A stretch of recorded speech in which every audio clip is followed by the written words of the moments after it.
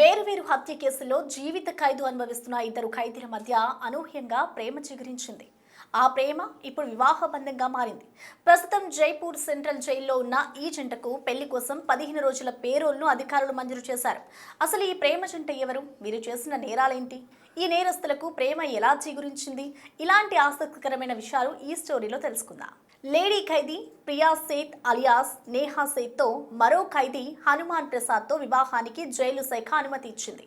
వీరిద్దరూ సింగనీర్ ఓపెన్ జైల్లో శిక్ష అనుభవిస్తున్న సమయంలో ఒకరినొకరు తెలుసుకుని ప్రేమలో పడ్డారు. ప్రియా వయసు 34 సంవత్సరాలు కాగా హనుమాన్ ప్రసాద్ వయసు 29 సంవత్సరాలు.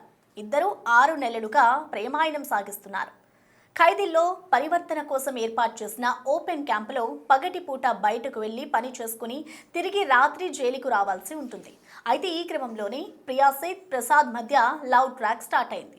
జైల్లోనే లివ్-ఇన్ లో ఉండేవారు ఈ జంట. తమ ప్రేమ విషయాన్ని జైలు అధికారుల దగ్గరకు తీసుకురాగా ఈ విషయాన్ని కోర్టు దృష్టికి తీసుకెళ్లారు.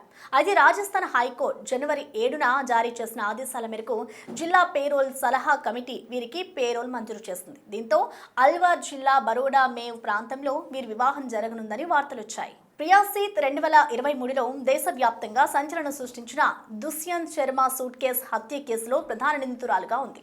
టిండర్ డేటింగ్ యాప్ ద్వారా వ్యాపారవేత్త శర్మను పరిచయం చేసుకుని అనంతరం హత్యకు పాల్పడినట్లుగా ఆమెపై చాలా కేసులు కూడా ఉన్నాయి. ఇక హనుమాన్ ప్రసాద్ విషయానికి వస్తే వివాహితుల సంబంధం కారణంగా తన భార్యతో పాటు 3 పిల్లలను హత్య చేసిన కేసులో అతనికి 2017లో కోర్టు జీవిత ఖైదు విధించింది. అయితే శిక్ష అనుభవిస్తున్న సమయంలో ఈ ఇద్దరి మధ్య ప్రేమ ఏర్పడింది. ఖైదీల్లో మార్పు సంస్కరణలు తీసుకురావాలనే ఉద్దేశంతో ప్రవేశపెట్టిన ఓపెన్ జైల్ వ్యవస్థ ఈ ఇద్దరి ప్రేమకు వేదికగా మారింది. మొదట స్నేహంగా మొదలైన పరిచయం ఆ తర్వాత సహజీవనానికి దారితీసింది.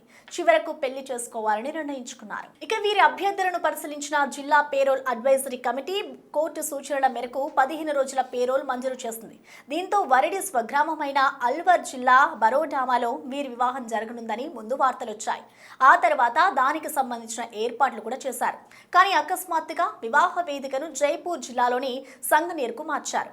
ముందుగా అంగరంగ వైభవంగా వీరి పెళ్లి చేయాలని నిర్ణయించుకున్న ఆ తర్వాత ఎలాంటి ఆర్భాటాలు లేకుండా పెళ్లి చేసుకున్నారు. పెళ్లి జరిగే ప్రదేశం ఎవరికీ కూడా చెప్పలేదు.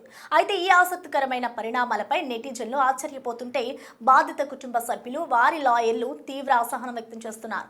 శిక్ష వేయాల్సిన న్యాయస్థానాలు నేరస్తులకు పెళ్లి చేయడం ఏంటి అని ప్రశ్నిస్తున్నారు. ఇద్దరు నిందితులకు రాజస్థాన్ కోర్టు ఇచ్చిన పేరోల్ నిర్ణయాన్ని సవాల్ చేస్తూ మళ్లీ కోర్టుకు వెళ్లారు బాధిత కుటుంబాలు. దీనిపై కోర్టు ఎలా స్పందిస్తుందో అన్న ఉత్కంఠ ఇప్పుడు దేశవ్యాప్తంగా ప్రతి ఒక్కరిలో నెలకొంది. ఘోరమైన హత్యలు చేసి జైలు జీవితం అనుభవిస్తున్న వారికి ఇలా ప్రేమ చిగురించడం, వారికి పెళ్లి చేసుకునేందుకు వెసులుబాటు కల్పించడం దేశ చరిత్రలో తొలిసారిగా చెబుతున్నారు న్యాయ నిపుణులు.